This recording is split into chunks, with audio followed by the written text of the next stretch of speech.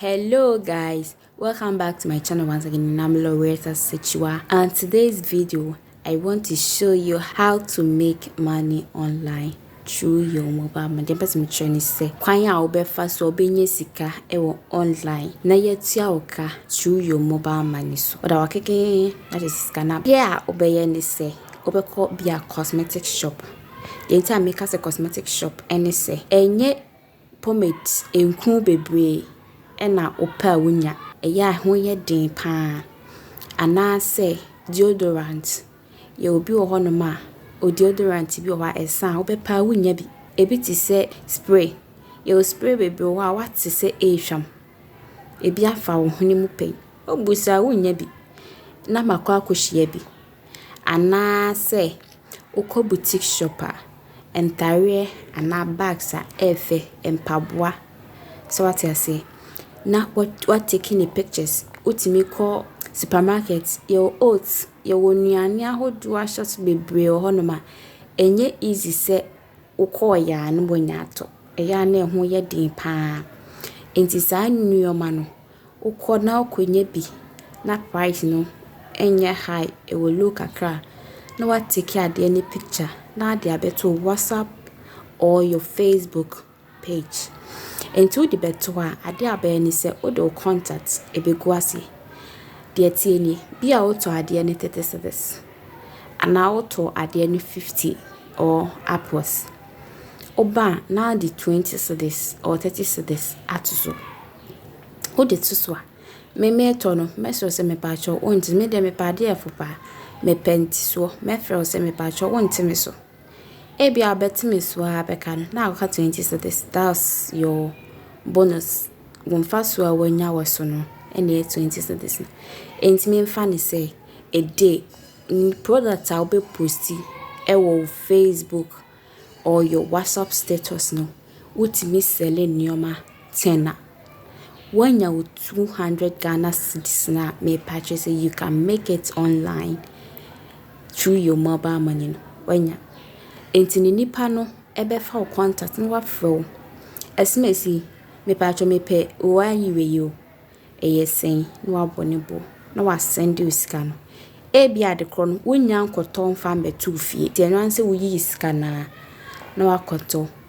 na bia o de be maka how you do it no na wa ye na nipa nsak na wo mfa so na 20 cedis na wo de to so no say wanya be out on the 70 auto on the 50 nipa ne eye no what the price no ato page ni so say be 70 nipa na frɛ so pe wato wanya with 20 cedi benefits no na the nipa no so ade na auto ye no ama no or you can go to these two apps that I'm saying. We have Gigi and Jumia. Gigi and Jumia omo ade a omo ye ni say odu products ekoto na omo aye advert afa ho aton ama abra untia bibia o install that app na what the particulars ato enti o the product net to honma now the telephone number iden any location at wase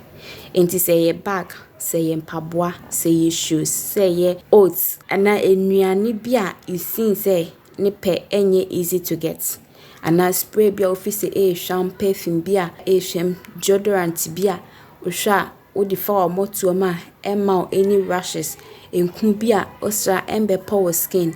ebema wa looky so beautiful and handsome na just all the abeto ho into the beto ho so fellas say on your man air quality and nice no esi a ebeto ama wanya 200 Ghana cedis na ye show say you can make it online through your mobile money no wanya enti Gigi and Jumia what they do is put your product there and they will sell it for you, okay? Or wait me they are called to WhatsApp status otimi de to o Facebook page now the prices no eguso and you will refunds bebre honoma e wo Facebook o kwete 250 Ghana enye 250 o bia akoto 200 Ghana no no the 50 cedis iden atoso because wo to no be rent so enti wo rent so no e de be kan e yo no ne benefit ye won tire bebre abiko Facebook ne ye de ato 200 250 150 I hope you get it. Entido okota. Saa de deda so no e no benefit. That's why I'm showing you how to make money online through your mobile money. You see your true applications are your bread. Yen try hard to make money. Ewo babrekwa yen true application where wow phone so. Me pa cho ha say na me de me nkomo ebesi. Emre pom ni person so de foforo abremu. I'll see you on my next video. Love you and put your comments. Yeah, move from comments. Not move forget. Some will be liking the video no. Same time.